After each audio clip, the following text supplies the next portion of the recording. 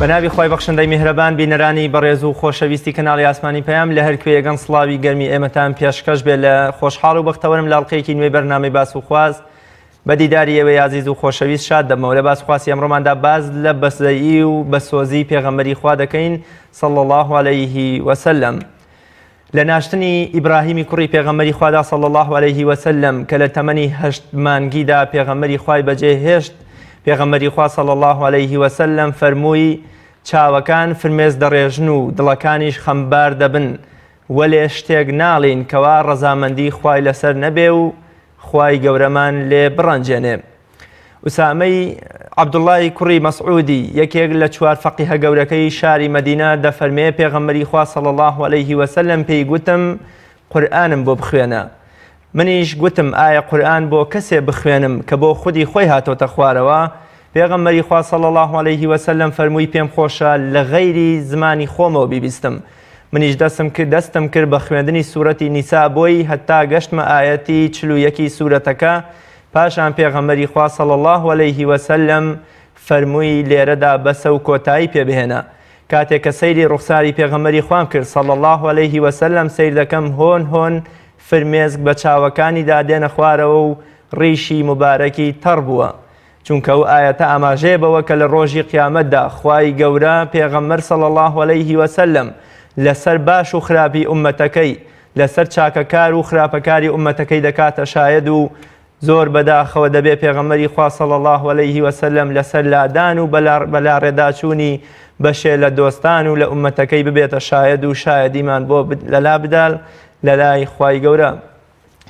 گریانەکانی پێغەمبەری خوا فرمێسکەکانی پێغەمبەری خوا صلی الله عليه وسلم تەوەری ئەمڕۆی بەرنامەی باس و خواسە. پێغەمبەری خوا صلی الله عليه وسلم لە ژیانی ڕۆژانەی خۆیدا زۆر جار لە ترس و لە بوونی سزای خوای گەورە لە شەرمی خوای گەورە و لە خۆشەویستی خوای گەورە هەمیشە چاوەکانی پڕفرمێسک بوون و یادی خوای لە ڕێی فرمێسکەکانیەوە کردووە. بۆ قسەکردنی زیاتر لەسەر ئەم پرسە میوانداری زۆر بەڕێز مامۆستا کاروان ڕەشید بانگخوازی ئیسلامی کردو. مامۆستایان زۆر بەخێر بێ و سوپاس بۆ ئامادەبوونت. زۆر سوپاس خوا خێرتان بنووسێ خوا خێری ڕۆژتان ئینشاءالله. زۆر سوپاس مامۆستا سەرتا وەکو پێشەکیەک لەسەر گریانەکانی پێغەمبەری خوا صلی الله عليه وسلم ئەگەر شتێکمان بۆ باس بکەی بزانین گریانەکانی پێغەمبەری خوا چی بوون کامانە بوون؟ بسم الله وبه نستعين الحمد لله والصلاة والسلام على رسول الله وعلى آله وأصحابه أجمعين. داواکارم لە خوای پەروەردگار یا رحمن و یا رحیم یا حی و یا قیوم و یا بدیع السماوات والأرض. یا ربی خوای پەروەردگار تاوانەکانمان خۆش بە. خوای پەروەردگار قەڵەمی عەفو بێنە بەسەر تاوانەکانماندا. خوای پەروەردگار دەروی خێر لە قەرزارەکانمان بکەرەوە. خوای پەروەردگار شفای نەخۆشەکانمان بدە. خوای گیان نەخۆشانێکی زۆر بە دەیان ساڵە لەسەر قەڕەوەڵەی نەخۆشخانەکان کەوتون تەنها ئاه و ناڵە و نوزەیان لای زاتی پاکی تۆ دەگات. یا ربی خوای پەروەردگار شفایان بدەیت. خوای پەروەردگار دایکێک گرفتارە بەدەست چەندین نەخۆشیەوە خوای پەروەردگار شفای بۆ بنێری. خوای پەروەردگار پیرەکانمان عاقبەت خێر بکەی گەنجەکانمان بە حیا و حرمەت و دیندار بکەی. خوای پەروەردگار هەتا لە ژیانی دنیاداین ڕەحممان پێ بکە. خوای پەروەردگار ڕەحم و میهرەبانی خۆت دابارێنە بەسەرماندا لەو ساتانەی کە ڕۆحمان دەکێشێت. خوای پەروەردگار ڕەحم و میهرەبانی خۆت دابارێنە بەسەرماندا لەو ساتانەی کە تەسلیمی گۆڕێکی تەنگ و تار دەکرێن خاک لەبانمان دەکرێت. خوای پەروەردگار ڕەحم و میهرەبانی خۆت دابارێنە بەسەرماندا لەو ساتانەی کە کرم و مارجەستەمان دەخۆن. خوای پەروەردگار لە کاتی لێدانی نەفخی دووەمدا لەو ساتانەی هەموو کەس گۆڕەکەی خۆی ڕاست دەبێتەوە. یا ربی خوای پەروەردگار لەو ساتانەدا ڕەحممان پێ بکەی. خوای پەروەردگار ئێمە بەرگەی ئاگری دۆزەق ناگرین. خوای پەروەردگار تۆ هیچ کاتێک پێویستت بە سادانی ئێمە نییە. یا ربی خوای پەروەردگار لە ئاگری دۆزەق بمان پارێزە. خوای پەروەردگار بمان خەرەبەر شەفاعەتی پێغەمبەری خوا صلی الله عليه وسلم. خوای پەروەردگار منەوەرمان بکە بەوەی کە پێغەمبەری ئازیز بەدەستی خۆی ئاوی کەوسەرمان داتێ. خوای پەروەردگار مان خەرە باشتەکەی خۆتەوە. خوای پەروەردگار لە بەهەشت چاکترمان بنسیب بکە کە ڕوانینە بۆ ذاتی پاکی خۆت. ئامین برەحمەتیکە یا ئەرحەم الراحمین. کاک ڕیاز گریان و پێکەنین فیترەتێکی بەشەریە. خوای پەروەردگار جەل جەلالوه لە قورئانی پیرۆزدا دەفەرمێ وأنه هو أضحك وأبكى. ئیمامی قورتوبی ڕەزا و ڕەحمەتی خوای لێبێ لە تەفسیری ئەم ئایەتەدا دەفەرمێ خوای پەروەردگارە هۆکارەکانی گریان و پێکەنینی لە مرۆڤدا فراهەم هێناوە. هەروەها عەطای کوڕی ئەبی موسلیم دەفەرمێ ئەوە خوای پەروەردگارە کە دڵخۆشی و خەم دەهێنێ. دڵخۆشی پێکەنین بە دوای خۆی دادێنێ و خەمیش گریان بە دوای خۆی دادێنێ. کاتێک مرۆڤی مسلمان لە سیرەتی پێغەمبەری نازدار صلی الله عليه وسلم ورد دەبێتەوە لەوە تێدەگات کە چەندین هەڵوێز هەبووە کە پێغەمبەری خوا صلی الله عليه وسلم تیاندا گریاوە. پێغەمبەری ئازیز صلی الله عليه وسلم لەگەڵ ئەوەی کۆتایی پێنەری کاروانی پێغەمبەرانە وەکو ئێمە دڵخۆشی و پێکەنین و خەم و ماتەم ڕووی تێکردووە، وەکو ئێمە سەفەری کردووە، تینویەتی و برسیەتی ڕووی تێکردووە بە شێوەیە گشتی هەموو ئەو خۆشی و ناخۆشیانی کە دووچاری مرۆڤەکان هاتوون دووچاری پێغەمبەری خوا صلی الله عليه وسلم بوونەتەوە. کەواتە پێغەمبەری خوا صلی الله عليه وسلم وەک هەر مرۆڤێکی دی لە ژیانی خۆیدا لە چەندین هەڵوێزدا گریاوە، لە چەندین هەڵوێستی جیاوازدا. زۆر باشە مامۆستا، بەر لەوەی بچین ناو ئەو وێزگە پڕ لە ڕۆحیەی پێغەمبەری خوا، پڕ لە معنەوی پێغەمبەری خوا صلی الله عليه وسلم، زانین چی هێناوێت تێگریان و هۆکارەکان چین. بەشێ لە خەڵکی پێیان وایە گریان خاڵێکی لاوازیە لە پیاودا. زۆرجار ئەوان پێیان وایە ئەو پیاوانەی کە دەگرین جۆرێ لە لاوازی، جۆرێ لە کەمیان تێدایە. ئایا ئەمە خاڵێکی دروستە بە تایبەت بۆ کەسایەتیەکی کامڵ و لەکەو بێکەم و کورتی وەکو پێغەمبەری خوا صلی الله عليه وسلم؟ زۆربەی کات دژمنانی ئیسلام ئەم خاڵە وەکو چەکێک لە دژی پێغەمبەری خوا صلی الله عليه وسلم و لە دژی شوێنکەوتەکانی بەکاردێنن. بۆ نمونە ئەگەر ببینن پیاوێک بەسەر مردوویەکەوە یاخود بەسەر منداڵە نەخۆشەکەیەوە دەگری، ئەڵێن ئەمە نیشانەی لاوازی کەسایەتی پیاوەکەیە و نیشانەی بەرگەنەگرتنیەتی لە بەردەم کارەساتەکاندا. ئایا بزانین ڕاستەقینە بەم شێوازە یاخود بە پێچەوانەوە؟ ئاخر خۆ پیاویش وەکو بەشێکی گرنگی مرۆڤ هەست و سۆزیە. خوای پەروەردگار لەم پیاوەدا هەست و سۆزی دروست کردووە. ئەو پیاوەی کە لە ژیانی خۆیدا ناگری حەقە نیشانەی پرسیار لەسەر خۆی دابنێ. ئێمە کاتێک ئەگەر هەست و سۆزی خۆمان نەخەینە کار، چۆن بتوانین لەو مەوقیفانەی لەو هەڵوێستانەی کە پێویستی بە گریان هەیە بگرین؟ بۆ نمونە کاتێک کەسێک ئامۆژگاریمان دەکات بە ترسان لە ذاتی خوا، بە بیرخستنەوەی گۆڕ و ناڕەحەتیەکانی ناو دۆزەق، ئەگەر هەستی گریان نەخەینە کار، چۆن بتوانێت کاریگەری لەسەر ئێمە دروست بکرێت؟ کەواتە بەسم ئەوەیە بە شێوەیەکی گشتی مرۆڤ پێویستی بەوەی هەیە هەندێک لە سۆز و عاتیفەی خۆی بخاتە کار تا لەو مووقیفانەی کە پێویستی بە گریان هەیە بگری. بەڵێ کاتێک دەتوانین بڵێین گریان نیشانەی ترسنۆکیە و بۆ پیاو نایەتەوە، پیاو لەو هەڵوێستانەدا بگری کە پێویستیان بەهێز هەیە لە گۆڕەپانی جەنگ و گۆڕەپانی سیاسی و گۆڕەپانی ڕم و شیربازی و شەڕەپاڵی سیاسەتدا، ئەگەر پیاو گریا یاخود لە هەڵوێستێکدا گریا کە پێویستی بەهێزە بوو، ئەوە دەڵێن لەو کاتەدا نابێ پیاو بگری، چونکە ئەم هەڵوێستانە پێویستیان بە کەسی بەهێز هەیە. کەواتە ئەو کاتانە کامانە بوون کە پێغەمبەری خوا صلی الله عليه وسلم پێویستی کردووە تایە گریاوە. بەڵام سەیرەکەی لە جەنگی ئوحوددا لەگەڵ ئەو هەموو نوشوستیە ئەم بۆم لە جەنگەکانی دیکەدا کە نوشوستی بەسەر موسڵمانان داهاتۆ پێغەمبەری خوا تەنان بە عەباسی مامی ئەڵێ لەو جەنگی یەرمووک کە پێم وابێ یان حونەین بانگیان کردەوە بڵێ پێغەمبەری خوا زیندووە و ماوە و هیچ کێشەیەکی نییە. کەواتە پێغەمبەری خوا صلی الله عليه وسلم لە چ کاتێکا گریاوە و چ کاتێکیش بۆ منە نەگریاوە، پێویستی نەکردووە. پێغەمبەری خوا عليه الصلاة والسلام بە شێوەیەکی گشتی ئەگە وەڵامی پرسیارەکە بدەمەوە، یەکەمین گریانێکی پێغەمبەری خوا صلی الله عليه وسلم لە ترسان لە ذاتی خوای پەروەردگار جەل جەلالو کە ئەمە خاڵە سەرەکیەکەی ئێمەیە، فرمێسکڕژاندن تەنانەتوانین بڵێن لە حزوری خوادا و بۆ خوای گەورە گریاوە. بەڵێ لە چەند خاڵێک هاتوان ئەم گریانەی پێغەمبەری خوا کە چەند بوارەی تریشەیە بیخەینە ڕوو. خاڵی یەکەم لە کاتی شەو نوێژیدا لە عەطاءەوە دەفەرمێ من و عوبەیدی کوڕی عامر بە ماوەیەک دوای کۆچی دوایی پێغەمبەری خوا صلی الله عليه وسلم چوونە خزمەتی دایکمان عایشە ڕەضا و ڕەحمەتی خوای لێبێ. ئەفەرمێ وتمان ئەی دایکە عایشە شتێکمان بۆ بگێڕەرەوە کە لە پێغەمبەری خوار بینی بێت زۆر عەجیب بێ بەلاتەوە. ئەفەرمێ کە ئەوهامان وت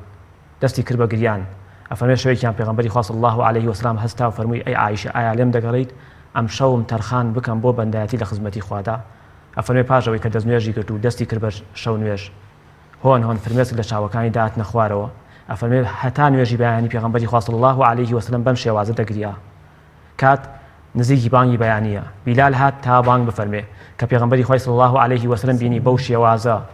سەرسوڕهێنەرە دەگری، بیلالی دەستی کرد بە گریان.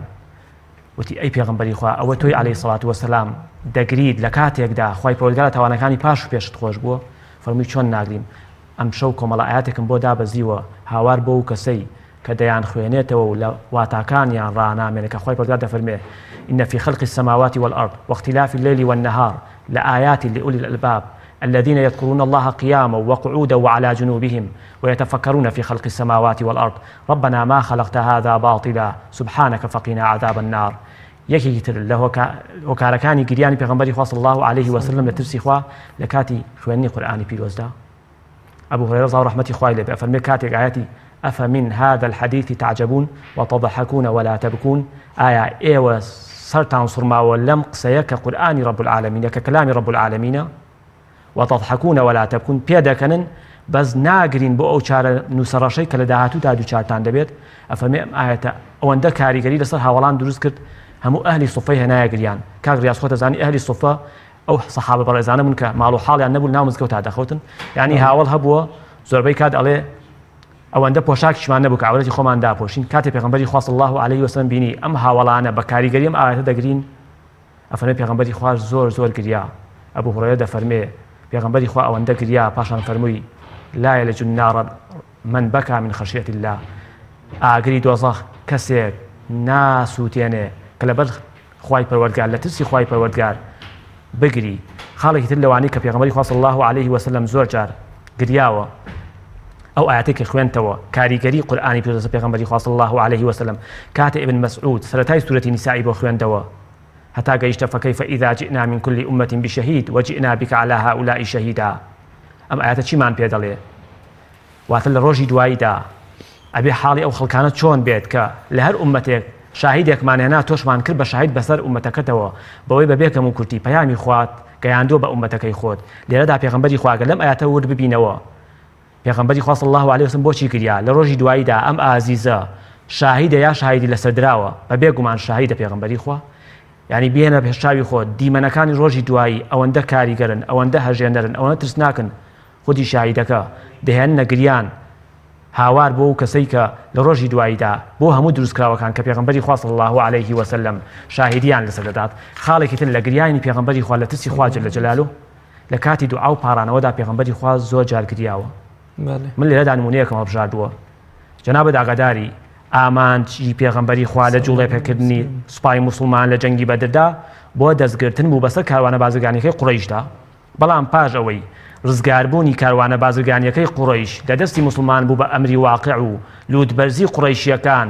جەنگی بەدری کردە ئەمری واقع. پێغەمبەری خوا وەک سەرکردەیەکی حەکیم کاتێک بەراوردی ئەم دوو هێزە دەکات هێزێک 300 و ئەوەندە کەس هێزێک 900 و ئەوەندە کەس هێزی موسڵمانان بێپۆشتە لە جلوبەرگدا بەڵام پۆشتەترین هێزی سەر زەوی لەو کاتەدا بە باوەڕ و تەقوا هێزێکی برسی بەڵام هێزێک کە تەواو تێرن بە تەوەکولیان بەخوای پەروەردگار لە بەرامبەریشدا هێزێکی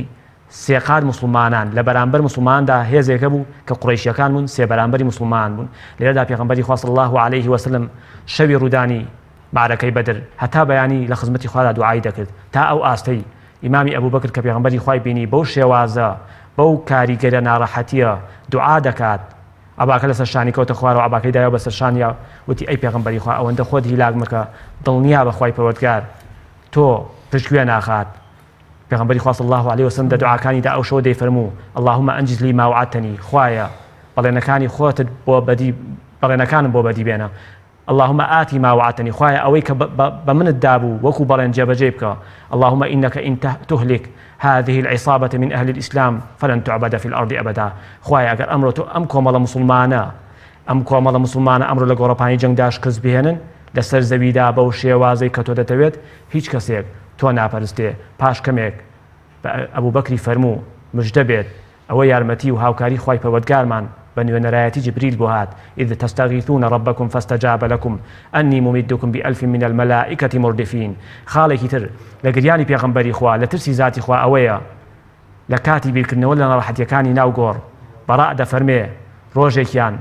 هاوڕێتی پێغەمبەری خوام کرد صلی الله عليه وسلم مەبەستی ناشتنی تەرمی هاوڵێکی ئەنساری. ئەفەرمێ پاش ئەوەی کە گۆڕەکە ئامادەکرا پێغەمبەری خوا صلی الله عليه وسلم چووە سەر لێواری گۆڕەکە ئەفەرمێ بە شێوەیەکی زۆر سەرنجڕاکێش ورد دەبووە تێڕامانی هەبوو بۆ ناو گۆڕەکە وەک ئەوەی ئەو کۆمەڵێشتی زۆر ترسناک ببینێ و ئێمە هیچمان نەدەبینی. ئەفەرمێ پاش ماوەیەک پێغەمبەری خوا صلی الله عليه وسلم ئەوەندە گریا تا ئەو ئاستەی ڕیشی مبارەکی و فرمێسکەکانی دابارینە سەر خۆڵەکە. ئەفەرمێ بێدەنگیەک باڵی کێشاو بەسەر موسڵماناندا. پاش کەمێک پێغەمبەری خوا صلی الله عليه وسلم ئارام بوویەوە بۆی هۆکاری گریانەکەی بە هاوڵان بڵێ فەرمووی یا ئیخوانی لمیثلی هذا فاعدوا ئەی برایەکانم بۆ ئەم سات و کاتە کە کاتی مردن و گۆڕان خۆتان ئامادەکەن کاک ڕیاز کاتێ مرۆڤی موسڵمان لە قەبر و قیامەتی خۆی ورد دەبێتەوە بەم تێڕامانەی پێغەمبەری خوا صلی الله علیه وسلم دەوە تێدەگات یعنی ئێستا گە بگەڕێنەوە بۆ 100 ساڵ لەمەوە پێش ئەم دەم و چاوانەی ئێستا لەسەر زەویدان هیچیان بوونیان نەبووە 100 ساڵی ئایندەش ئەم دەم و چاوانەی کە ئێستا هەن هیچیان بوونیان نامێنێ ئەوەشی کە تاق و تەراما بێت ئەوەندە نەخۆشن ئەوەندە پیر و پەککەوتن لە ژیانی خۆیان بێزارن هەروە پێغەمبەری خوا صلی الله علیه وسلم لە کاتی بیرکردنەوەی لە ناڕەحەتی و ناهەمواریەکانی دۆزەخ زۆر گریاوە معلومی جەنابتە پاش شەوڕەوی و بڵندبوونەوەی پێغەمبەری خوا صلی الله علیه وسلم بۆ ئاسمانەکان و بانگێشکردنی لەلایەن زاتی خواوە پێغەمبەری خوا صلی الله علیه وسلم دوای گەڕانەوەی هاوڵان دەفەرمون زۆربەی کات پێغەمبەر صلی الله علیه وسلم هیچ کاتێک لە ژیانیدا بە شێوەی قاقا پێ نەکەنیوە بەڵام ئەفەرمون دوای گەڕانەوەشی لە میعراج زەردەخەنەشی زۆر کەم بووە بۆ زۆربەی کات بە هاوڵانی دەفەرموو ئەگەر ئەوەی کە من بینیمەوە ئێوەتان بینایە زۆر کەم پێدەکەنین و گریانتان زۆر دەبوو لەبەرچی لەبەرەوەی پێغەمبەری خوا بە حەقیقی چاوی بە ئەهلی دۆزەخ کەوت بە بێباوەڕان کەوت لە دۆزەخدا کە بەچی شێوازێک سزا دەدرێن و ئازار دەدرێن هەروەها پێغەمبەری خوا صلی الله علیه وسلم لە کۆتا ساتەکانی ژیانی خۆیدا ابن مەسعود ڕضا ڕەحمەتی خوای لێبێ دەفەرمێ بە 6 ڕۆژ پێش ئەوەی کۆچی دوایی بکات پێغەمبەری خوا صلی الله علیه وسلم ئێمەی لە ماڵی دایە عایشەدا کۆ کردەوە بە شێوەیەکی زۆر فرمێسکاوی مردنی بۆ دەلاواندینەوە وتمان ئەی پێغەمبەری خوا وا پێدەچێت ئەم وتانەی کە دەیان فەرمووی وتەی ماڵ ئاوایت بێ فەرمووی بەڵێ وتمان ئامۆژگاریمان کە فەرمووی ئامۆژگاریتان دەکەم بەوەی تەخوای خوای پەروەردگارتان هەبێ لە هەموو ئان و ساتێکدا لە خوای پەروەردگار بترسن و دەست بگرن بە دینی خواوە جەلە جەلالوه. بەڵێ مامۆستا گریان لەبەر خوای گەورە تا چەند مرۆڤ لە دڵڕەقی و بێبەزەی ڕزگارێک هاوکۆ پێم وایە خاتو عایشەیە بە کۆمەڵی هاوڵە فەرمێ قورئان بخوێن و بگرین بەسەر یاگە هەر گریانتان نەهاوە بۆ دڵی ڕقی خۆتان بگرین چۆن ئەم گریان چ کاریگەریەکی هەیە لە نەرمکردنەوەی ئەم دڵە ڕقان لە نەهێشتنی زەبر و زەنگ و توند و تیژیەکاندا. گریان کاتێک لە قورئانی پیرۆز ڕادەمێنین لەوە تێدەگەین یعنی ئێستا بۆ لە سەردەمی ئێمەدا مەدرسەتول البوکا بووە بە عیبە یعنی ئەگە موسڵمانێک بگری خەڵک بە عیبەی دانێ بەڵام لە سەردەمی سەحاب و تابعین لە سەردەمی پیاوچاکانی پێشێمەدا مەدرسەتول البوکا قوتابخانەی گریان قوتابخانەیەکی زیندوو بووە لە ناو موسڵماناندا لەبەرچی لەبەرەوەی ئەم گریانە پێش ئەوەی فرمێسک لە چاو بێت ئەبێت دڵەکە نەرم بوو بێتەوە بۆ کەلامی خوا لەبەرەوەی کاتێک لە ئاەتەکانی قورئان وردەبینەوە گریان پیشەی پیاوچاکان و پێغەمبەرانی پێش ئێمە بووە أولئك الذين أنعم الله عليهم من النبيين من ذرية آدم وممن حملنا مع نوح ومن ذرية إبراهيم وإسرائيل وممن هدينا واجتبينا إذا تتلى عليهم آيات الرحمن خروا سجدا وبكيا لو كنت آياتك فرمي ئەمانەی کە باس کراون کە نیعمەتی خۆیان بەسەردا ڕژێنراوە لەنەوەی ئادەم لەوانەی لەو کەسانەی کە موسڵمان بوون لەگەڵ پێغەمبەر نوحدا لە کەشتەکە سوار بوون هەروەها لە وەچەکانی پێغەمبەر ئیبراهیم کە ئەهلی تەوحیدن هەروەها لە وەچەکانی یعقوب ئەفەرمێ ئەمانە ئەو کەسانن ممن هەدەینا وەجتەبەینا هیدایەتماندان ڕێگەمان بۆ ڕۆشنکردنەوە صفتیان چۆن بووە ئیذا تتلى عليهم آيات الرحمن خروا سجدا وبكيا کاتێک ئاەتەکانی خۆیان بەسەردا بخوێنرایەوە بە گریانەوە سوژدەیان بۆ ذاتی خوای پەروەردگار دەبرد هەروەها پێغەمبەری خوا صلی الله علیه وسلم لە زۆر لە فەرمودەکانیدا ئاماژەی بە فەزڵ و گەورەی گریان کردووە سبعة يظلهم الله في ظله يوم لا ظل إلا ظله یەک لەو حەوتاقمە کێیە ئەوەیە کە لە ترسی ذاتی خوای پەروەردگار دەگری یاخود دەفەرمێ عینانی لا تمسهم النار دوو چاو هەن کە ئاگر نایان سووتێنێ عین بەکەت من خەشیەتی اللهیان ئەو چاوەیە کە لە ترسی خوا لە شەرمی خوا دەگری حەسەنی بەسری دەفەرمێ ئەگەر لەناو ئومەتێکدا کەسێک بگری ومێدم هەیە خوای پەروەردگار لەبەر خاتری گریانی ئەو کەسە لە هەموو ئومەتەکە خۆش بێ محەممەدی کوڕی ئەسکەندەریش یەکێک لە پیاوساڵحانی ئەم ئومەتە ئەفەرمون هەموو جارێک کە ئەگریا فرمێسکەکانی بەسەر ڕوومەتیدا بڵاو دەکردەوە دەیفەرموو پێم گەیشتووە ئاگری دۆزەخ ئەو شوێنە ناسووتێنێ کە فرمێسکی گریان لە ترسی ذاتی خوای بەرکەوتوێ سێرکە یعنی گریان لە ترسی خوای پەروەردگار ئەوەندە کاریگەرە ئاگری دۆزەخ بەو بڵێ سەداریە دەکوژێنێتەوە. ماڵ کاربان پێغەمبەری خوا صلی الله علیه وسلم چۆن ئەم ژیان ڕۆحی و معنەوی خۆی گواستوێتەوە بۆ هاوڵەکانی قورئان لەبارەی پێغەمبەرەوە فەرمێ بالمؤمنین ڕەئوف ڕەحیم، ینی زۆر لێبوردە و بە بەزەی و میهرەبانە بەرامبەر بە هاوڵان. گریانیش لە یەکێکە لە بەرهەمەکانی ئیمان، یەکێکە لە عیبادەتەکان لەبەر خوای گەورە. پێغەمبەریش صلی الله علیه و سلم پێی خۆش بوو هەم هاوڵانی هەم ئومەتەکەی تایە ڕەنگ بداتەوە و ئەوانیش بەکاری بێن بۆ نزیک بوونەوەی زیاتر لە خوای گەورە. تەنانەت وەکو وەزانی عەرەب میلەتێکی زۆر بە زەبر و زەنگ و بێڕەحم و بێبەزەی و تونند و تیژم تەنها بەرامبەر بە مناڵی خۆشیان ئەوە تا بینین. بەڵام دوای ئیمانهێنانیان ئەگوترێ سەیدنا عومەری کوڕی خەتاب جۆگەلەی فرمێز لە ڕوومەتیا دیار بووە، یا سەیدنا عوسمانی کوڕی عەفان لەسەر گۆڕێک گریا فەرمێتی ئەگەر لێرە نەجاتی بێ ئیدی هەموو شتەکانی تری ئاسانە بێ. چۆن پێغەمبەری خوا بە چ ڕێگایەک ئەم ئەزموونەی بۆ هاوڵەکانی و بۆ ئومەتەکەی گواستوتە بۆی ئێمەش لەم ڕێگەیەوە بتوانین ئیستفادەی لێ بکەین. گەورەترین هۆکار بۆ نەرمبوونەوەی دڵ و دەروونی مرۆڤی مسلمان و پاشان بۆ دروستبوونی گریان لە ترسی خوای پەروەردگار کاریگەربوونە و تێڕامانە لە ئاەتەکانی قورئانی پیرۆز. مرۆڤ ئەمە زۆر گرنگە. خلاص یەکەم ئێمە بۆچی زۆربەی کات دەڵێن ئێمە بەو شێوازەکە خوای پەروەردگار ها قورئان فەرمێ چێ فەرمێ وما قدر الله حق قدره، بەو شێوازەی کە شیاوی خوای جەل جەلالو ئێمە خوای پەروەردگارمان نەناسیوە و ڕێزمان لە خوای پەروەردگار نەگرتووە وەکو خالق، وەکو دروستکەر، وەکو بەدیهێنەر، وەکو خوایەکی تاکو تەنهای ئێمە. تەنها هۆکار بۆ ناسینی خوای پەروەردگار ڕامانە لە قورئانی پیرۆز، تێڕامانە لە واتەکەی وردبوونەوەی لە ڕادەبەدەرە لێی لەبەر قورئانی پیرۆز هەتا لێ ورد ببیتەوە زانیاری و زانست و خۆراکی ڕۆحی بە ئێمە دەبەخشێت. لەبەر پێغەمبەری خوا صلی الله علیه و سلم بۆ هاوڵەکانی بە عەمەلی خۆی ڕۆژانە لە زۆربەی نوێژەکانە پێغەمبەری خوا صلی الله علیه و سلم گریاوە. ئەم عیبادەتە گەورەی پێغەمبەری خوا لەبەر بۆ ئەو بەکر مایەوە، بۆ ئیمامی عومەر مایەوە. ئاخر لێرەوەیە کە دەڵێن سەحاب کە لە نیمچە دووگەی عەرەبدا بوون ئەم ئیسلامە چەندە کاریگەری دروست دەکات. کێ پێش ئیسلام عومەری کوڕی خەتابی دەناسی، کێ ئەبوو عوبەیدەی دەناسی، کێ عەمار و یاسر و ئەم هەموو سەحابەیی دەناسی. پاشەوەی کە باوەڕیان بە ئیسلامەکە هێنا شوێن پێغەمبەری خوا کەوتن بەو شێوازەی کە خوای پەروەردگار مەبەستی بوو هەتا قیامەت ناویان ناکوژێتەوە، هەتا قیامەت ناویان بە ڕۆشنی ئەمێنێتەوە. لەبەرەوەی بە واقعی لەگەڵ دینەکە بوون، بە واقعی ئیسلامەکان وەکو خۆی وەرگرت، وەکو بەرنامە، وەکو پرۆگرام، وەکو منهەجی ژیانیان. بەڵێ مامۆستا، ئایا گریانەکانی پێغەمبەری خوا صلی الله علیه و سلم تەنها پەیوەست بوون بەلایەنی قیامەتیەوە یان شتێکیشی تیا هەبووە بۆ منە زۆر جار ئایا گریانی بۆ لە دەستدانی خێزانەکانی منداڵەکانی کۆمەڵی هاوڕێی پێغەمبەری خوا لەم لایەنەوە گریانی هەبووە و چۆنی ئەم گریانەی پەیوەست کردوێتەوە بە ئیمانەوە یان پەیوەستی کردوێتەوە بە عیبادەت و پەرستشی خواوە؟ دووەم گریانی پێغەمبەری خوا صلی الله علیه و سلم گریانە بۆ کۆچی دوایی ئازیزەکانی یاخود بیرکردنەوە لە هەڵوێستەکانیان. ئەمێ ئاماژە بەوە بکەم لە خاڵی یەکەما لەم بەشەی بابەتەکەیە. یەکەمین فرمێسکێکی پێغەمبەری خوا کە خۆی هەستی پێ کردبێت و ڕژاندبێتی وەک بڵێ ئاوەزی پەیدا کردبێت لە کەیدا بوو لە تەمەنی 6 ساڵیدا بوو. کوتێر و داوەکەش چۆنە لەگەڵ ئەبوو تاالب ئەیمەن دایکیدا بە مەبەستی بەجێهێنانی پەیوەندی خزمەتی سەردانی شاری مەدینەیان کرد. لە گەڕانەوەیاندا بە قەدەری خوای پەروەردگار لە ناوچەی ئەبووە دایکی پێغەمبەری خوا نەخۆش دەکەوێت ئالە و ساتانەدا بۆ یەکەمین جار پێغەمبەری خوا صلی الله علیه و سلم پیرۆزترین فرمێسک لە پیرۆزترین دەم و چاو بەسەر پیرۆزترین ڕوومەتدا دادەبەزێت. ئالە و ساتانەدا پێغەمبەری خوا کە تەمەنی 6 ساڵان بوو خۆی شاهیدی حاڵی کۆچی دوایی دایکی بوو. دیمەنێکی زۆر هەژێنە لەو کاتەدا کە دایکی بە خاک سپێردرا بە چاوی پڕ لە فرمێسکە وتی ئەیمەن ئیدی لەمەودا تۆ زانی نەدایکم ماو نەباوکم، تۆ دایکی ڕاستەقینەی منی. ئەیمەن ڕزا و ڕەحمەتی خوای لێبێ تەمەنێ ئەم ئافرەتە بەڕێزە تەمەنێکی توولانی درێژەی کێشا هەتا سەردەمی دوای ئیمامی عومەر هەتا لە ژیاندا و پێغەمبەری خوا ئەیمەن وەکو دایکی ڕاستەقینەی خۆی نازی دەکرد بەسەر پێغەمبەری خوادا. زۆر جار خۆراکی تایبەتی بۆ پێغەمبەری خوا صلی الله علیه و سلم دروست دەکرد و وەکو نازی دایکایەتی بەسەر منداڵەکەیدا دەنگی بەسەر پێغەمبەری خوادا بەرز دەکردەوە دەیوت وەرە نانەکەت بخۆ. هەتا پێغەمبەری خوا صلی الله علیه و سلم کۆچی کرد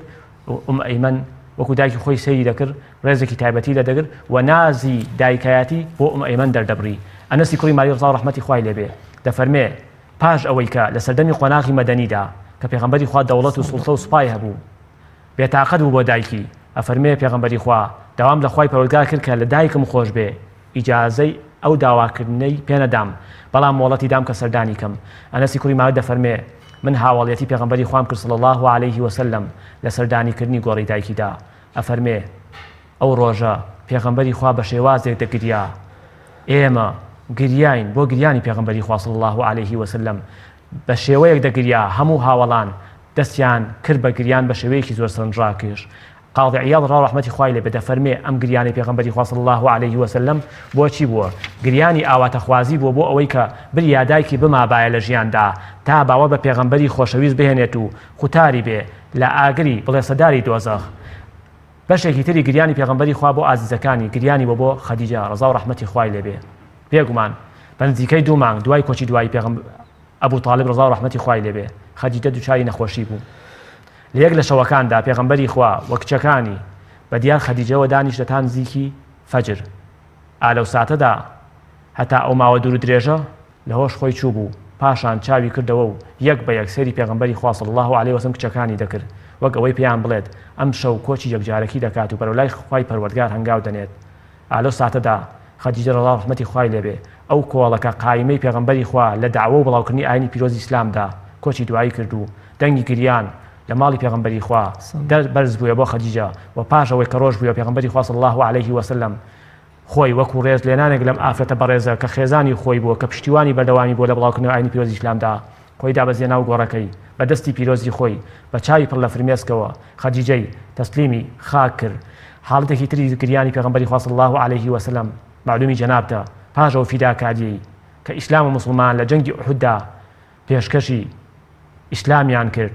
پاش ئەوە شەهیدەی کە پێشکەش کرا پێغەمبەری خوا دوای کۆتایی هاتنی جەنگەکە تەرمی یەک بە یەکی هاوڵەکانی بەسەر کردەوە بە فرمێسک و کردیانەوە دوعای خێری بۆ دەکردن پاش ئەوەی کە گەیشتە سەر تەرمی حەمزەی مامەی کە بینی بەو شێوازە دڵڕەقانە شەهید کراوە و جەرگی دەرهێنراوە زۆر بە کوڵگریا فەرمی وەڵڵاهی ئەگەر لەبەر ئەوە نەبوایە لەبەر ئیهانەکردن نەبوایە بە مرۆڤ تەرمەکەم نەدەناشت با ڕندەکان بیان خواردایە و لە ڕۆژی دواییدا خوای پەروەردگار لە ناو سکیت ڕندەکانەوە مامەمی زیندوو بکردایەتەوە هەروە یەکی لەو کاریگەرترین فرمێسکانەی کە لە چاوی پێغەمبەری خوا صلی الله عليه وسلم هاتن لەو ساتانەی کە هەواڵ دەدرێت بە پێغەمبەری خوا عوسمانی کوڕی مەظعون ڕەزا و ڕەحمەتی خوای لێ بێ برای شیری پێغەمبەری خوا کۆچی دوایی کردووە پێغەمبەری خوا صلی الله عليه وسلم دەست بەژێ دەستی لە ئیشەکەی خۆی هەڵگرت هاتە خزمەتی عوسمانی کوڕی مەظعون ئەوەندە کاریگەر بوو بە کۆچی دوای عوسمانی کوڕی مەظعون هەواڵان دەفەرمون 3 جار سەری عوسمانی کوڕی مەظعونی بەرز کردەوە و ماچی کرد تا و ئاستەی کە فرمێسکی پێغەمبەری خوا صلی الله عليه وسلم بەربوویەوە سەر ڕومەتی عوسمانی کوڕی مەظعون هاوڵان لەو ساتەدا هەمویان ئاواتەخوازی ئەوە بوون کە ئەوان بوونایە لە بری عوسمانی کوڕی مەظعون حاڵێکی تریتر ئەمەوێ ئاماژەی پێ بکەم ئەوەیە کە پێغەمبەری خوا صلی الله عليه وسلم پاش ئەوەی سوپای ئیسلامی لە جەنگی مؤتەدا بەرەو ناوچەکانی مؤتە جوڵە پێ کرد پاش ئەوەی کە زەید و جەعفەر و عەبدوڵڵا ئەم سیانە سەرکردەی مەیدانی شەڕەکە بوون لە یەک لە ڕۆژەکاندا پێغەمبەری خوا صلی الله عليه وسلم هاتە سەر مینبەر وەک ئەوەی خۆی لە ناو واقعی جیهانکەدا بێت هەواڵی شەهیدبوونی زەید و پاشان جەعفەر و پاشان عەبدوڵڵای کوڕی ڕەواحی دا بە مسلمانان و بە چاوی پڕ لە فرمێسکەوە وەسفی ئەم سێ پاڵەوانەی ئیسلامی دەکرد و باسی ئازایەتی و نەبەردی ئەم قارەمانانەی دەکرد و پاش گەڕانەوەی سوپای ئیسلام پێغەمبەری خوا ماڵی ئەم سێ سەرکردەیی و باقی شەهیدەکانی ئیسلامی بەسەر کردەوە ئالەو ساتانەدا پێغەمبەری خوا آخر زۆر ئوسامەی کوڕی زەیدی خۆش دەویست پاش ئەوەی کە سەردانی ماڵی ئوسامی کوڕی زەیدی کرد ئوسامە لەو کاتەدا مناڵێکی بچوو بوو کە زانی پێغەمبەری خوا صلی الله عليه وسلم بۆ دڵدانەوەی دەستی کرد بە گریان پێغەمبەری خوا زۆر بانی کرد بەس ئوسامە لەبەر ناڕەحەتی خۆی نەیتوانی بچێتە خزمەتی پێغەمبەری خوا کە پێغەمبەری خوش دەستی کرد بە گریان هاوڵان فەرمویان ئەی پێغەمبەری خوا بۆچی دەگری فەرمووی ئەمە شەوقی خۆشەویستە بۆ خۆشەویستەکەی عایشە ڕەضا ڕەحمەتی خوای لێ بێ دەفەرمێ دوای شەهید بوونی زەید پێغەمبەری خوا لە هیچ کۆڕ و کۆبوونەوە مەجلیسێکدا ئوسامەی کوڕی زەیدی ببینایە خۆی پێ نەدەگیرا و دەستی دەکرد بە گریان یاخود گریانی پێغەمبەری خوا صلی الله عليه وسلم بۆ خۆشەویستەکانی کە مەبەستم ئومەتەکەی پێغەمبەری خوا لە دوای خۆی ڕۆژێکیان پێغەمبەری خوا صلی الله عليه وسلم بە چاوی پڕ لە فرمێسکەوە دەگریا هاوڵان فەرمویان بۆچی دەگریت فەرمووی دەگرین بۆ براکانم بێتاقەتی براکانی خۆمن فەرمویان ئەی پێغەمبەری خوا صلی الله عليه وسلم ئەی ئێمە برای تۆنین فەرمووی ئێوە هاوڵی منن براکانم ئەوانن کە پاش ئێوە دێن منیان نەبینیوە بەڵام باوەڕم پێدێن کاری ئەم گریانەی چی بووە لە کاتێکا بۆ منە ئێمە وەکو ئومەتەکەی یام هێشتا هیچی بۆ ینی ئێمە هیچمان بەسەرا ناتوان بیان بۆ منە خۆشەویستێکی لە ئومەتەکە لە دەست نەداوە و کاری چی بووە کە بۆ زیندوەکان گریاوە پێغەمبەری خوا بە جیاواز لە پێغەمبەران شەوق و خۆشەویستێکی جیاوازیەوە بە ئومەتەکەی پێغەمبەری خوا زۆربەی کات دانیشتووە بیری لە ئومەتەکەی کردووەتەوە لە ژیانی دنیادا خۆی دەفەرمێ هەموو پێغەمبەرێک دوعایەکی هەیە خوای پەروەردگار لە دنیادا بۆی جێبەجێ دەکات ئەفەرمێ هەموو پێغەمبەران دوعا وەرگیراوەکەی خۆیان خستە دنیای خۆیانەوە لە دنیادا خوای پەروەردگار دوعاکەی بۆ بەدی هێنان ئەفەرمێ بەڵام من ئەم ئومەتەی ئەوە نەخۆش دەوێت دوعاکەم دوا خستۆ بۆ دوا ڕۆژی ئومەتەکەم لە دوا ڕۆژدا ئەو دوعایەش تایبەتە بەوەی کە شەفاعەت بۆ ئومەتەکەی دەکات چکە ڕۆژێکیان ئەوە تا کە گەیشتە ئایەتی إن تعذبهم فإنهم عبادك خوای پەروەردگار ئەگەر لەسەر تاوان و خراپەی خۆیان سزایان بدەی هەر بەندەی خۆتن وإن تغفر لهم فإنك أنت العزيز الحكيم ئەگەر لێشیان خۆش بی خوای پەروەردگار خۆت باڵادەستی خۆت حەکیمی خۆت کارجوانی لەم ساتەدا خوای پەروەردگار معلوماتی تەواوەتی هەیە پێغەمبەری خوا بۆچی دەگری بەڵام وەکو ئیکرام وەکو تەکریم وەکو ڕێز بۆ پێغەمبەری خوا و بۆ ئومەتەکەی عەلەیهی سەڵات وەسەلام جیبریل ڕاستەوخۆ دەنێڵێ بڵێ محەممەد بۆچی دەگریت فەرمووی بەخوای پەروەردگار بڵێ بۆ ئومەتەکەم دەگرین پاش گەڕانەوەی جیبریل بۆ خزمەتی خوا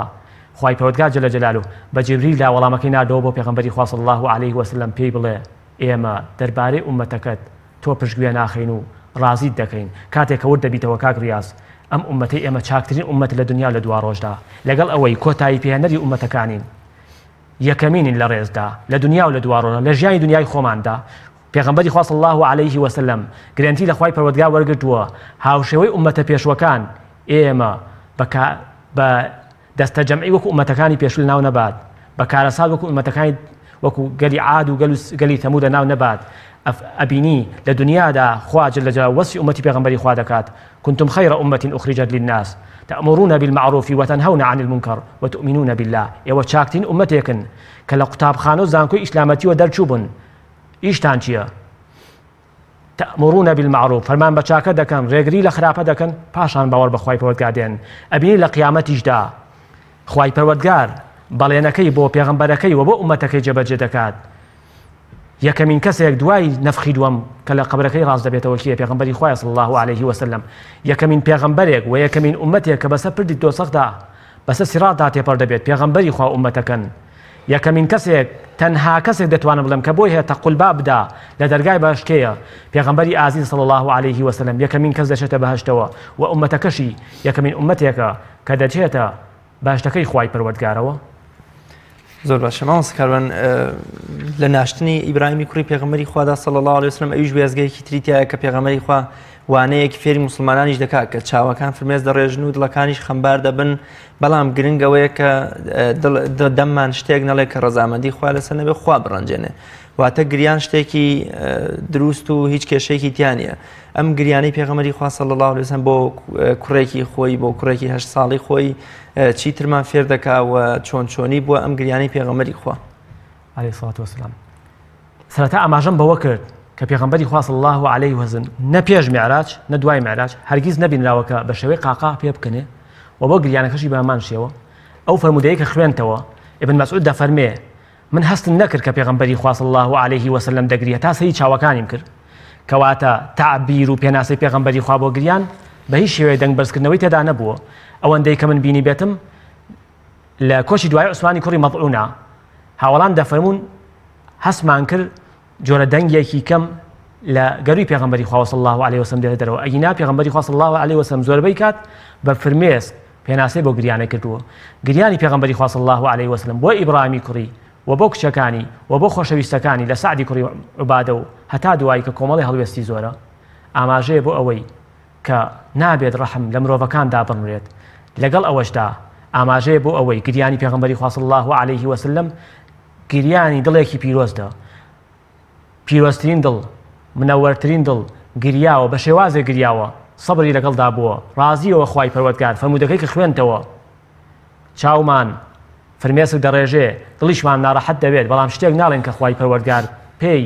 ناڕازی بێت واتە دەگرین فرمێسک دەڕێژین ناڕەحەت دەبین بۆ خۆشەویستەکانمان ڕەحمان هەیە بۆیان بەڵام لەگەڵ ئەوەشدا شتێک ناڵێن کە ناشکرانە بژێری ذاتی خوای پەروەردگاری تێدا بێت جەل جەلالوه تەنانەت سەیدنا عومەر بە حەفسەی کچیشە فەرمێ بگرین لەسەر خۆی چونکە ئێمە ناتوانین دەست بەسەر فرمێسکەکانتان بگرین بە کۆمەڵی ژنانە لێم پێم وابێ بۆ وەفاتی پێغەمبەری خوایە صلی الله علیه وسلم چونکە کات ریاض ئینسان ئێمە واتە دەنگ بەرزکردنەوە شتێکی ناخۆش لەگەڵ گریانە بەڵێ نەهی لێکراوە کە مرۆڤ لە کاتی گریانیدا بە هیچ شێوەیە دەنگ بەرزکاتەوە هەروەکو چۆن لە دوعاکردنیشا زۆر دەنگ بەرزکردنەوە شتێکی ناخۆش لەبەرەوەی پەیوەندیەکی ڕۆحی و ستونیە بەخوای گەورەوە لە نێوان خی پەروەردگار و بەندەکانە ئەم گریانەش کە دەنگ بەسکردنەوەی تێدا بوو عادەتەن خەڵک پێت دەزانێت کە دەنگ بەسکردنەوەی تێدا بوو ئەو تام و چێژەی کە مرۆڤ دەیەوێت هەیبێت دەستی ناکەوێت چکە ئامانجی گریان وتمان چییە؟ ئەوچە سەرنجام بەرەو ڕیایی و بەڵێ بەدڵنیاییەوە پامایشی بەرێ باشترین گریان ئەوەیە دڵەکان بە غەیب بەنیهێنی لە نێوان خۆیان و ذاتی خوا جەل جەلاوه بگرین بۆی کە خوای پەروەردگار چکە ئەبێ ئێمە وزاین گریانیش گەورەترین پلەی عیبادەتە کە مرۆڤی موسڵمان پێی دەگات خوای پەروەردگار ئەم گریانش بە هەموو کەسێک نابەخشێت زۆر باشە مامۆستا باس لەوە دەکرێت کە پێغەمبەری خوا صلی الله علیه وسلم دوای دەربەدەرکردنی لە شاری مەککە و هەموو موعەزێت وازارە لەسەر گردۆڵکەیەک لە دەواازەکانی شاری مەککە ڕووبەر شاری مەککە لا دەکاتەوە و چەند فرمێسکێ دەڕێژێ دەفەرمێ بەڕێزترین و پاکترین و چاکترین خاکی ئەگەر دەریان نەکردمایە هیچ کاتێ بەجێم نەهێشتی باز لە گریانی پێغەمبەری خوا صلی الله علیه وسلم بۆ زێدی لەدایک بوونی بۆ وەتەن و نیشتیمانەکەی بکەین بزانین ئایا پێغەمبەری خوا صلی الله علیه وسلم بە چه هەستێکەوە هەر لە سەرەتای قۆناغی بانگەوازەکەیدا بۆ شارەکەی خۆی گریاوە پێغەمبەری خوا صلی الله علیه وسلم لەگەڵ ئەوەی زۆر لەسەری قورس بوو کە شاری مەککە بەجێ بێڵێ بۆ لەلایەک زێدی خۆیەتی دوو لەلایەک سەرچاوەی یەکەمی بانگەوازی تەوحیدە شوێنی پێغەمبەر ئیبراهیم عەلەیهی السەلام وەک فەرموود کە دێتە خەراخی شاری مەککە بە چاوێکی پڕ لە فرمێسکەوە ئاور بۆ مەککە دەداتەوە و ئەڵێ ئەگەر گەلەکەم منیان بە زۆر دەرنەکردایە بە هیچ شێوەیەک تۆم بەجێ نەدەهێشت بە بەردەوامی لە شاری مەدینەش پێغەمبەری خوا صلی الله علیه وسلم ئاواتی ئەوە بوو کە ڕۆژێک زووتر خۆی و هاوڵەکانی بە شاری مەککە بگەنەوە لە حەجی ماڵ ئاواییدا ئەم ڕاستەقینەیە دووبارە بێتەوە پاژەوەی کە دەگاتە جێ لە دەرگای ئەبی شەیبەوە دێتە ژوورەوە پێغەمبەری خوا صلی الله علیه وسلم کە گەشتە ئێرە کە لە بەردەڕەشەکە نزیک بوویەوە یادەوەریەکانی سەردەمی بانگەوازی مەکی بیرکەوتەوە کە سەردەمانێکی درێژ و توولانی هەموو جارێک لەم دەرگایەوە دەهاتە ناو کعبەی پیرۆزەوە ئالۆ ساتانەدا بە چاوی پڕ لە فرمێسکەوە دەستی مبارەکی بەرەو بەردەڕەشەکە بەرز کردەوە فەرمووی ئالێرەدا فەڕ و بەرەکەت و پند و ئامۆژگاریدا دەبارێت پێغەمبەری خوا صلی الله علیه وسلم بە بەردەوامی فرمێسکی دەڕژان بۆ لەلایەک کە ئاواتی چەندین ساڵەی هاتە دی بەو شێوازەی کە خۆی دەیەوێت حەجێک بکات کە حەجێکی باڵفتەکراو بێ حەجێک بکات کە مطابق بێت لەگەڵ داواکاریەکانی خوای پەروەردگاردا ئێستا پێغەمبەری خوا لە جەو و ژینگەیەکی ئەوتۆدایە هیچ جۆرە هاوبەش پەیداکەرێک بۆی نییە حەج بکات و بە شێوازی سەردەمی نەفامی کە خەڵکانێک بە بێپۆشە تەوافیان دەکرد بە دەوری کعبەدا ئەمەش لە خەڵک قەدەغە کرابوو بۆیە پێغەمبەری خوا صلی الله علیه وسلم لەلایەک زۆر خۆشحاڵ بوو ئەم حەجەی بەنسیب بوو لەلایەکی تریشەوە خۆشحاڵە بەوەی کە هیچ ڕووکارێکی جاهیلی و بتپەرستی و نەزانی لە شاری مەککەدا و لە کعبەدا بوونی نەماوە و ئاواتی چەندین ساڵەی هاتووەتە دی پێشەوەی بە خزمەتی خوای پەروەردگار بگاتەوە بەوەی کە مەککە و نیمچە دورگەی عەرەبی لە بتپەرستی و هەموو ڕووکارێکی جاهیلی پاک کردووەتەوە هەر ئەوەش بوو لەو ڕۆژەدا گەورەترین پڕبایەخترین وتاری ئاراستەی هاوڵان و ئومەتەکەی و هەموو مرۆڤایەتی کرد ئەیها الناس اسمعوا قولي فإني لا أدري لعلي لا ألقاكم بعد عامي هذا بهذا الموقف أبدا أي خەڵکینە جوان گوێ لە قسەکانم بگرن چونکە من نازانم وا نازانم ساڵێکی تر ئەم کاتانە لەم شوێنەدا بە ئێوە دەگەمەوە یان نا پێغەمبەری خوا صلی الله علیه وسلم ئەو وتەیەی پێشکەشی هاوڵەکانی و مرۆڤایەتی و ئومەتەکەی کرد هەتا ڕۆژی قیامەت گەورەترین فەخر و شانازیە بۆ ئومەتەکەی و بۆ هەموو خەڵکێکی بە ئینسافی ناو ئومەتە جیاوازەکانی تریش بەوەی کە پێغەمبەری خوا صلی الله علیه وسلم لەو ڕۆژەدا هیچ چینێکی کۆمەڵگای لەو وتارەیدا بێبەش نەکرد لێرەشەوە بۆ دوجار ماڵ ئاوایی لە هاوڵەکانی و لە ئومەتەکەی کرد و مێژونوسانیش دەفەرمونون دوای 83 ڕۆژ پێغەمبەری خوا صلی الله علیه وسلم لە ئاراستەکردنی ئەم وتارە لە وتاری ماڵ ئاواییدا بەرەو بارەگای مێری خوا جەل جەلالوه بەرز بوویەوە مامۆستا گریانی کەسانی تر تا چەند کاریگەری لەسەر دڵ و دەرونی پێغەمبەری خوا هەبووە صلی الله علیه وسلم گریانی ئافرەتێ پیرە پیاوێک منداڵێک تەنانەت بۆ منە خۆی جێبەجێ کردو فەرمانیش کردو لەسەر پێشنوێژ و ئیمامەکان کە ئەگەر گوێتان لە گریانی منداڵێ بوو وەکو لە نوێژێکی کورت بکەن بۆی دایکیان خێرا ئەو هەست و سۆزە پێغەمبەری خوای جوڵاندەوە بۆی دایکیان خێرا بڕاتەوە شیری بدات یامەونە پێداویستی مناڵەکە جێبەجێ بکە گریانی هاوڵێک یا پیرێک یا ئافرەتی یا منداڵێک تا چەند کاریگەری لەسەر پێغەمبەری خوا بووە. پێغەمبەری خوا صلی الله عليه وسلم لەگەڵ ئەوەی کە پێغەمبەری کۆتا زەمانە لقد جاءكم رسول من أنفسكم عزيز عليه ما عنتم حريص عليكم بالمؤمنين رؤوف رحيم لە هەموو بوارەکانی ژیانی خۆیدا ئەم شەفەقەتە ئەم خۆشەویستە ئەم ڕەحمە لە ژیانی پێغەمبەری خوا صلی الله عليه وسلم ڕەنگی داوەتەوە هەر لەبەر ئەوەیە کاتێک وەک دەفەرمی منداڵێک گریاوە نوێژەکەی کورت کردوێتەوە ئامۆژگاری ئیمامەکانی کردووە بۆی کاتێک کە منداڵێک گریا نوێژەکانتان کورت بکەنەوە ئاسانی بکەن بۆی کە دایکەکانیان فریا بکەون پێداویستەکانیان بۆ جێبەجێ بکەن لە هەموو بوارەکاندا پێغەمبەری خوا صلی الله عليه لەبەر ئەوەی خاوەنی پیرۆستترین دڵ بووە ناسکترین دڵی هەبووە بە درێژایی مێژووی بەشەریەت کەسێک نەبووە خاوێنتر دڵناسکتر دڵپاکتر لە پێغەمبەری خوا بۆیە ویستویەتی کە گریان و ناخۆشی لەسەر دەموچاوی هەموو مرۆڤێک دوور بخاتەوە. ئەمستا لە ژیانی پێغەمبەری خوادا صلی الله عليه وسلم وێستگەیەکمان هەیە ڕووداوێکمان هەیە کە پێغەمبەری خوا لە هەواڵێکی خۆش لە بیستنی شتێکی خۆش لە گەڕانەوەی خۆشەویستێکی گریابێ هەن زۆرجار لە کۆمەڵگەیەمان دەڵێن دایکێک بە شادبوونەوەی کوڕەکەی لە ئازادبوونی کوڕەکەی لە گەڕانەوەی کوڕەکەی لە ئەوروپا فرمێسکی خۆشی و شادی ئەڕێژێ. پێغەمبەری خوا ئەم جۆرە گریانەی هەبووە ئەم جۆرە فرمێس ڕشتەی هەبووە. کاتێک کە سەری مێژووی پێغەمبەری خوا صلی الله عليه وسلم دەکەین زۆر موقفی جیاوازی هەبوو کە تیایدا گریاوە نازام وەکو گریان بەڵام لە گەڕانەوەی جعفەردا لە حەبەشەوە بەڵێ پاشان ئەو سەرکەوتنە گەورەی کە موسڵمانان بەدەستیان هێنا دەیفەرموون لا ئەدری بأيهما أفرح بنصر خەیبەر ئەم بقدومی جعفەر من نازام بە کامیان دڵخۆشی و شادومانی خۆم دەرببڕم بە گەڕانەوەی جعفەر کە چەندین ساڵە زەمانێکی توولانی جعفەری نەبینیوە یاخود بە نەسر و سەرکەوتنی موسڵمانان لە خەیبەردا و سەرکەوتنیان بەسەر جوولەکەکاندا. حتا ئەو حاڵەتەش کە عەبدوڵای کوڕی زوبەیر لەدایک دەبێت لە خۆشیە ئەڵڵاهو ئەکبەر دەکات ئەڵڵاهو ئەکبەریش جۆرێک دەربڕینی خۆشیە. لە چەندین حاڵەتدا پێغەمبەری خوا صلی الله عليه وسلم یاخود لە ساتێکدا کە ئیمامی عومەری کوڕی خەتاب لە سەردەمی بانگەوازی ئەگەڕێنەوە بۆ سەردەمی بانگەوازی نهێنی قۆناغی نهێنی کە لە پشت دەرگاکەوە پێغەمبەری خوا صلی الله عليه وسلم وتوێژ لەگەڵ ئیمامی عومەردا دەکات ئەفەرمێ ئەگەر بۆ ئاشتی هاتبیت و بەخێربێت و ئەگەر بۆ شەڕیش هاتبیت بە پێچەوانەوە لەو کاتەدا کە ئیمامی عومەر ڕەضا و ڕەحمەتی خوای لێبێ دەفەرمێ من هاتوو موسڵمانم پێغەمبەری خوا ئەوەندە خۆشحاڵ دەبێت تەکبیر دەکات هاوڵەکانیشی ئەڵڵاهو ئەکبەر دەکەن یاخود لە کاتێکدا ڕۆژێکیان لەگەڵ هاوڵەکانی دانیشت بوو پێغەمبەری خوا صلی الله عليه وسلم فەرمووی پێتان چۆنە سەیەکی ئەهلی بەهەشت بن ئەفەرمون هاوڵەکان ئەوەندە خۆشحاڵ بوون هەمویان بە یەکجار تەکبیر و ئەڵڵاهو ئەکبەریان کرد فەرمی پێتان چۆنە نیوەی ئەهلی بەهەشت بن لە خۆشیاندا هاوڵان نیان دەزانین چی بکەن هەمویان بە یەک دەنگ یعنی هەموو ئومەتەکان نیوەی بەهەشت دەبن لە بەرامبەردا ئەم ئومەتە لای خوای پەروەردگار و پێغەمبەرەکەی صلی الله عليه وسلم ئەوەندە خۆشەویستە لە بەرامبەردا ئومەتی پێغەمبەری خوا صلی الله عليه وسلم نیوەی بەهەشت دەبا بۆ خۆی.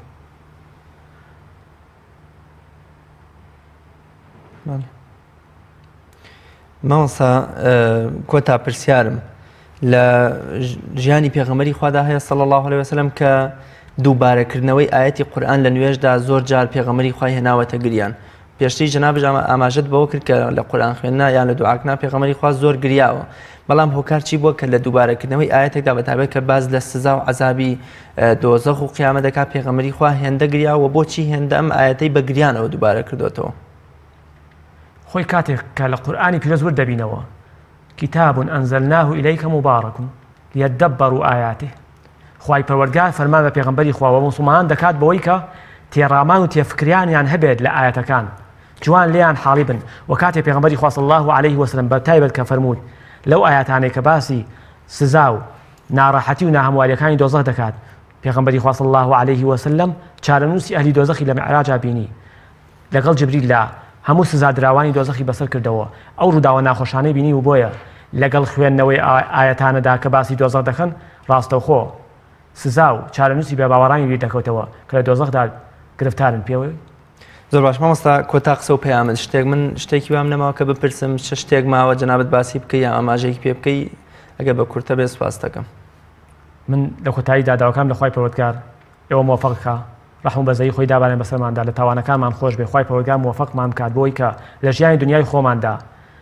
هەنگاوەکانی پێغەمبەری خوا صلی الله عليه وسلم هەڵبگرین تا منەوەر بین لە قیامەتدا پێغەمبەری خوا صلی الله عليه وسلم داوای شەفاعەتمان بۆ بکاتمان خاتە بەر شەفاعەتی خۆی وەخوای پەروەردگاری لەبەر خاتی پێغەمبەری خۆی صلی الله عليه وسلم ئێمە بەر شەفاعەتی پێغەمبەری خۆشەویست بخات صلی الله عليه وسلم. زۆر سپاس و خوا خێرتان بنووسێ. زۆر سپاس بۆ بەڕێزیش. زۆر سپاس، خوا خێرتان بنووسێ انشاءالله. شاعیر و عارفی خواناسی کورد مەحوی ڕەزا ڕەحمەتی خوای لێبێت لە وەسفی ئەو پیرەیدا کە ئەو پیرەدا کە ڕیشی خۆی کە چاوی خۆی بە فرمێستەر دەکات دەفەرمێ زوشت و ناشرینە پیر ئەمما چ شیرینە ئەگەر چاوی خونباری نەدامەت ڕیشی خورمایی بکە. بینەرانی بەڕێز و خۆشەویست تا بە گەشتنەوەی تر بەخوای گەورەتان ئەسپێرم خواتان لەگەڵ.